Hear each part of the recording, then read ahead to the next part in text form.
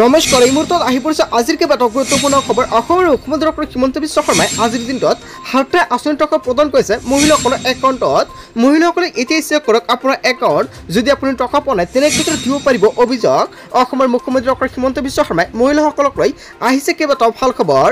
কিন্তু মহিলাসকলে যদি টকা পোৱা নাই তেনে ক্ষেত্ৰত আপুনি কি কৰিব, লগতে কোনকেইটা আঁচনি টকা প্ৰদান কৰা হৈছে আপোনাৰ বেংক একাউণ্টত।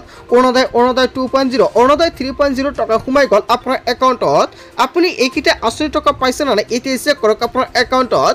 যদি আপুনি টকা পোৱা নাই তেনে ক্ষেত্ৰত দিব পাৰিব অভিযোগ। অসমৰ মুখ্যমন্ত্ৰী ডক্টৰ হিমন্ত বিশ্ব শৰ্মা চৰকাৰে কেইবাটাও গুৰুত্বপূৰ্ণ সিদ্ধান্ত গ্ৰহণ কৰিছে জনতাৰ বাবে।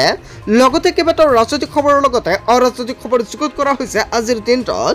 গোটেই অসম তথা ভাৰতৰ বিভিন্ন প্ৰান্তৰ পৰা যুগুত হৈছে কেইবাটাও ডাঙৰ খবৰ। এনেবোৰ খবৰ নিতৌ পাই থাকিবলৈ চেনেলটি ছাবস্ক্ৰাইব কৰি ভিডিঅ'ত এটা লাইক কৰিবলৈ নাপাহৰিব। আজিৰ আমাৰ প্ৰথম খুবেই গুৰুত্বপূৰ্ণ খবৰ হৈছে অসমবাসীৰ বাবে এটা ডাঙৰ খবৰ। অৰুণোদয় বৃদ্ধ পেঞ্চন, দিব্যাংগ বিধৱা পেঞ্চনৰ ধন সোমাল নে নাই আপোনাৰ একাউণ্টত নিশ্চয় কমেণ্ট কৰি জনাই দিয়ক। যদি আপুনি টকা পোৱা নাই তেনে ক্ষেত্ৰত আপুনি কি কৰিব, কোনো হিতাধিকাৰীয়ে যদি লাভ কৰা নাই ধন ক'ত কৰিব আপুনি অভিযোগ। চৰকাৰে মুকলি কৰিলে হেল্পলাইন নম্বৰ, লিখি লওক এইটো হেল্পলাইন নম্বৰ 0361223705। এটা ফোন কলতে লাভ কৰিব চৰকাৰী ধন।